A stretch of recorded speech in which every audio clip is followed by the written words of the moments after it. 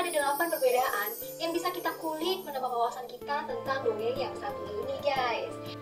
Sebelum lanjut, gue mau ingetin buat subscribe dulu buat yang belum subscribe supaya gue makin semangat buat dari kalian, guys. Udah siap? Let's go! Yang pertama, perbedaan status penyihir pada versi Disney maupun versi aslinya, guys. Hai guys, tahukah kamu jika di versi aslinya Ratu Grimhilde memang adalah seorang penyihir, guys. Dia adalah seorang penyihir yang terkenal di zamannya. Ratu Grimhilde adalah seorang penyihir yang cantik tapi angkuh, guys, dan seorang penyihir tulen. Ratu hanya menyamar ketika dia mau berusaha mendekati si Snow White atau si Putri Salju ini. Berbeda dengan versi Disney, di situ dikatakan atau digambarkan si Ratu Grimhilde ini adalah seorang penyihir yang aslinya dia memiliki wajah yang berubah, guys, alias dia penyihir yang tua tapi sakti. Namun karena kehebatan sihirnya dia bisa merubah wajah aslinya menjadi nampak muda dan cantik. Yang kedua, sang pemburu adalah penjahat yang kejam banget pada versi aslinya. Kalian tahu kan guys, kalau di versi Disney, pemburu ini adalah sosok yang sebenarnya baik tapi terpaksa mengikuti perintah sang ratu yang jahat, yaitu mengikuti kehendak Ratu Grimhilde untuk melenyapkan si Snow White. Namun sang pemburu nggak tega dan sayang banget sama si Putri Salju, sehingga pada saat mereka sudah sampai di dalam hutan, justru pemburu baik hati ini menyuruh Putri Salju untuk segera kabur supaya gak diketahui lagi keberadaannya sama si ratu jahat, yaitu ibu tirinya. Kasian kan? Berbeda dengan versi aslinya, di situ pemburu itu digambarkan orang yang sangat jahat dan tunduk banget sama perintah Ratu Grimhilde, guys. Pada saat pemburu ini berhasil membawa Putri Salju di dalam hutan, dia menodongkan coklat. Menodongkan, nggak boleh disebut ya? Bingung nih. Menodongkan sebilah kis. Itu deh, gitu kan. Takut kena blokir aja, gitu. Kepada si Putri Salju.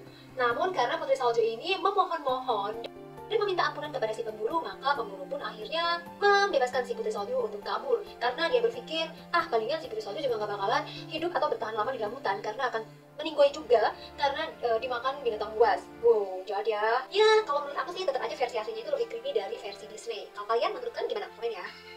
Yang ketiga, akal bulus si pemburu versi Disney dan versi asli. Berikut apa nih yang menjadi pembeda antara watak pemburu di versi Disney maupun versi aslinya, guys? Kalian ingat nggak ada cerita di bagian di mana Ratu Grimhilde meminta bukti kepada pemburu suruhannya bahwa jika si pemburu berhasil melenyapkan si Putri Salju, maka pemburu harus membawa bukti kepada si ratu, yaitu meminta jantung atau hati si Putri Salju dan dimasukkan ke dalam kotak yang sangat mewah. Cukup kaget sih karena di Disney itu jarang ada unsur-unsur yang kejam gitu ya. Sedangkan pada kisah aslinya itu malah lebih serem karena di situ ratu meminta si pemburu ini membawakan selain jantung atau hatinya si Putri Salju, dia meminta paru-parunya dong. Ya Allah. Beda motivasi ratu ketika meminta organ dalam punya si Putri Salju. Versi Disney versus versi asli. Kalau dalam versi Disney-nya nih, ratu meminta bukti jantung atau hatinya si Putri Salju tersebut, guys. Tapi habis itu nggak diketahui mau diapain gitu kan. Sebaliknya di versi aslinya nih, si ratu ini digambarkan dia bakal menyuruh si juru masak kastilnya, bahkan belebar. Si juru masak kastilnya ini untuk merebus jantung atau hati dan paru-parunya si Putri Salju ini dengan ditambah sedikit garam. Terus dia mau makan ceritanya. Oh enggak. Faktanya itu sebenarnya cuma organ dalamnya si babi hutan ya. Aduh, gimana ya kalau kita ingin tahu kebenarannya. Tapi padahal sebenarnya ya komplit cerita itu. Nomor 5, ratu dan niat jahatnya yang berlapis-lapis lebih banyak digambarkan di versi Disney-nya. Jadi kalau di versi Disney-nya itu ratu itu harus sebanyak 2 kali berusaha untuk mencelakakan si Putri Salju. Yaitu yang pertama ketika si ratu ini akhirnya mengetahui bahwa dia telah dibohongin atau dikelabui sama pemburu suruhannya ya untuk melenyapkan si Putri Salju atau anak tirinya itu lewat mulut evernya si cermin ajaib milik si ratu. Nah yang kedua yaitu pada saat si ratu ini mencoba meracuni Putri Salju memakai apel dong. Namun dalam versi aslinya ratu sangat keji karena dia melakukan lebih dari 2 kali percobaan untuk melenyapkan si Putri Salju, guys. Yang pertama, saat tahu bahwa bukti yang dibawa si pemburu itu adalah organ dalamnya si babi hutan, jadi bukan punya si Putri Salju. Dan yang kedua adalah ketika si ratu ini menyamar menjadi seorang pedagang dan dia mendatangi rumah si kurcaci lalu menemui si Putri Salju ketika si kurcaci ini nggak ada tentunya ya. Lalu dia membujuk si putri dan akhirnya putri pun tergiur, dan pada saat si ratu ini memakaikan korset ya, jadi dia jual korset nih, dipakaikanlah di seputaran pinggang atau perutnya si Putri Salju ini, dia taliin dengan sangat kuat sehingga si Putri Salju ini sesak nafas dan susah bernafas gitu. Tapi lagi-lagi gagal karena ketahuan sama si kurcaci yang berhasil menyelamatkan si Putri Salju.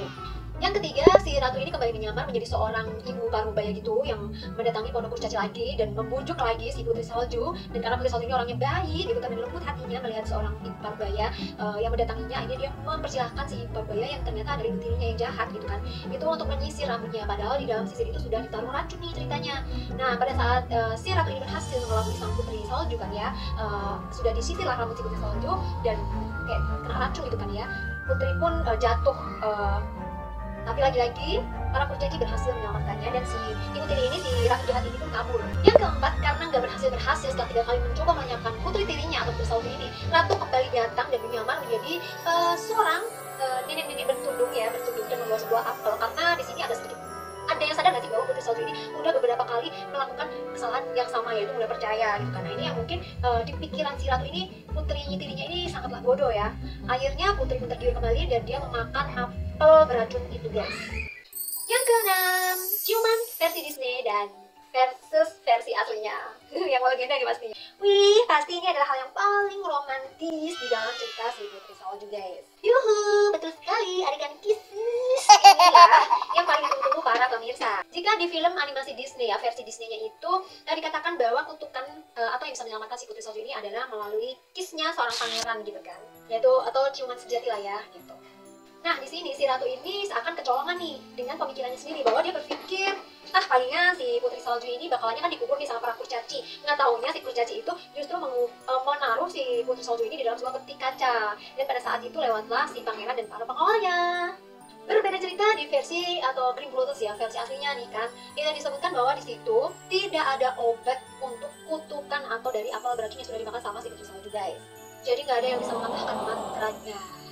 Namun pada edisi pertama yang diterbitkan sama Green Brothers itu menyebutkan bagaimana cerita si Putri Salju ini bisa bangun lagi, yaitu karena salah satu pengawal pangeran yang sebel nih ya, disuruh ngangkat kan ya peti kacanya si Putri Salju itu untuk dibawa ke istana.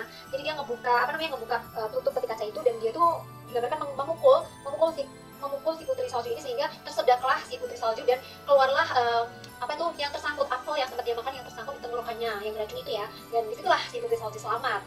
Kalau kalian suka versi yang mana nih? Yang ketujuh, adu tragis soal akhir hayatnya si ratu, versi Disney atau versus versi asli. Kalau di versi asli, nasibnya si Ratu Grimhilda ini adalah dia kan lari karena ketahuan ketika terakhir memberikan apel beracun kepada si Putri Salju, dilari ke atas bukit dan dikejar para kurcaci ini ya. Dan pada saat itu petir itu menyambar di ujung tebing atau di pinggir tebing, di mana si ratu itu sedang berdiri guys. Dan karena kaget nih ya, Ratu Grimhilda ini terjerembab sama gaunnya dan akhirnya dia jatuhlah ke jurang. Maaf banget ya. Kalau di versi Disney-nya itu, si ratu ini kabur ke kastilnya lagi, dan setelah sekian lama gitu dia dapat undangan pernikahan dari seorang pangeran. Lalu dia bertanya kepada si cermin ajaibnya ini. Si cermin ajaibnya ini berkata kalau istri pangeran ini adalah wanita tercantik di seluruh dunia, seluruh negeri gitu katanya.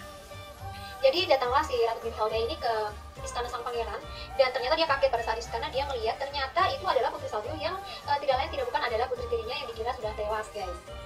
Lalu pangeran mengenali si Ratu Grimhilda ini yang udah mau mencelakai calon istrinya ini, lalu dia menyuruh para pengawalnya ini menangkap si ratu dan memakaikan gelang besi, lalu disuruh menari sampai burning boy. Yang terakhir atau yang ke-8, umur Putri Salju berbeda antara versi Disney dan versi aslinya. Lah, kok bisa? Kalian tahu kan, kalau di versi Disney itu yang sering kita lihat adalah Putri Salju itu adalah sosok wanita cantik, dewasa, dan anggun, dan baik hati. Tapi ternyata kalau menurut versi asli atau Green Brothers itu, si putri ini masih berusia sekitar 7 tahun. Dia masih bocil ternyata. Jadi kalau misalnya di versi Disney-nya ini, kemungkinan si ratu ini merasa takut tersaingi dan akan kehilangan kekuasaan jika dia disaingi sama si putri tirinya ini yang tidak lain adalah si Putri Salju gitu kan. Dan di versi aslinya ini, di situ kan masih anak-anak, masih bocil ya. Tapi tetap aja ya di situ karena dia masih bocil, kasihan juga ya ketika ada momen di mana pemburu mau melenyapkannya. Kasihan nggak sih? Dan mungkin itu yang bikin si pemburu merasa akhirnya berpikir ya udahlah ya, udah kalau kamu mau kabur aja, karena mungkin kamu juga bakalannya dimakan sama binatang buas gitu. Mungkin ada rasa iba dikit-dikit gitu ya si pemburu yang di versi aslinya itu. Tapi beruntungnya kan ya, si Putri Salju ini dilindungi, bertemu dengan 7 kurcaci yang akhirnya menyelamatkan dia dan merawatnya sampai berjumpa dengan Pangeran Impian. Tapi agak sedikit lucu juga ya, masih bocil tapi ketemu pangeran terus nikah. Lah ya, kita positif thinking aja, mungkin itu bakal balik. Sekian story time-nya kita ngebahas tentang si Putri Salju, 8 perbedaan tentang Putri Salju ini antara versi Disney dan versi aslinya. Jangan lupa tonton di story time aku yang lainnya. Halo Halo guys, assalamualaikum. Masih mengulik sekitar dongeng tentang putri salju atau serba-serbi tentang putri salju. Kini kita akan membahas tentang 8 perbedaan putri salju versi Disney dan versi aslinya. Siap? Let's go! Jangan lupa ya, tekan tombol like, comment, share, dan subscribe supaya Mama semakin semangat buat menghibur kalian guys.